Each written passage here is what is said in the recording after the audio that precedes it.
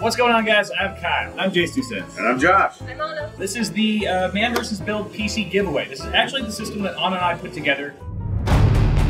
So you two guys are gonna have to build passenger seat in each car. Anna and I'll drive.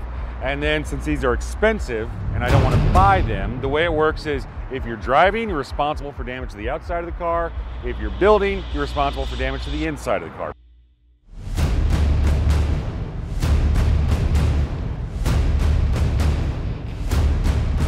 Oh God. Oh God.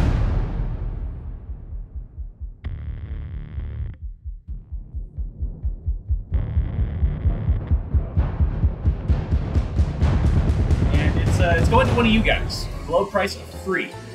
Basically, it's a pretty sweet system. It's got an Intel Core i3 processor, 16 gigs of Kingston HyperX DDR4, and an MSI Z370i Gaming Pro Carbon AC. But the best part is it also features a Zotac 1080 Mini, all crammed into a fractal design Core 500, but who cares? That's right, Jay. If you guys want to enter, it's a worldwide giveaway. Nothing to lose. Go ahead and follow the link in the video description, and may the best viewer win.